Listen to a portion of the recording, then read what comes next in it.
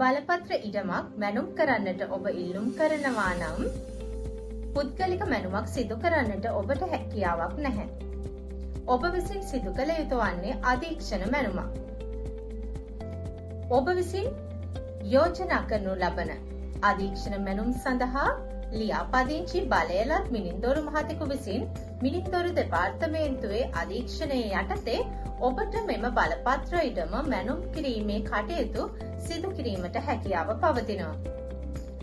බලපත්‍ර ඉඩමක් සඳහා අධීක්ෂණ මැනුමක් සිදු කිරීමට අදාළව ඔබ විසින් අප වෙත ලබා දිය යුතු වන්නේ ඉඩම් අංක 9 කියන අයදුම් පත්‍රය. මෙම අයදුම් පත්‍රය ලබා දීමේදී මෙම අයදුම් පත්‍රය සම්පූර්ණ කිරීමට අදාළව ආදර්ශ අයදුම් පත්‍රයක් සහ උපදෙස් මාලාව මෙම අයදුම් පත්‍රයට අදාළව පිටු අංක 1හි පහළ කොටසෙහි QR කේතයක් තුළ අන්තර්ගත කරලා තිබෙනවා. ඔබ විසින් මෙම අයදුම් පත්‍රය ලබා දීමේදී අප වෙත ලබා දිය යුතු ලේඛනයන් කිහිපයක් පවතිනවා.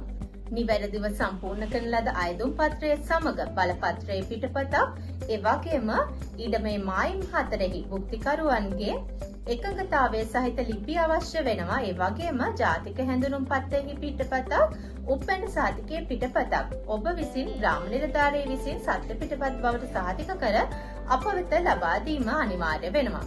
මෙම අයදුම් පත්‍රය පිටු 5කින් සමන්විතයි. මෙම අයදුම් පත්‍රයේ පිටු අංක 2හි ඒ කොටස සඳහන් වෙනවා. ඒ කොටසේ ඉල්ලුම්කරු පිළිබඳ තොරතුරු සඳහන් කරන්නට තිබෙනවා. ඉල්ලුම්කරුගේ නම, ලිපිනය ආදී වශයෙන්, ඒ වගේම දිනය සඳහන් කළ බලපත්‍රකරුගේ අත්සන තැබිය යුතුයි. ඒ වගේම ඒ කොටසේ පහළ කොටසේ තිබෙනවා දියුරුම් ප්‍රකාශයක්. ඔබ එය සාමදාන විනිශ්චයකාරවරයෙකු ඉදිරියේ ලබා දිය යුතු දියුරුම් ප්‍රකාශයක්. එයත් සම්පූර්ණ කර අපට ලබා දිය යුතුයි. ඒ වගේම පිටු අංක 3 යටතේ තිබෙනවා B කොටස.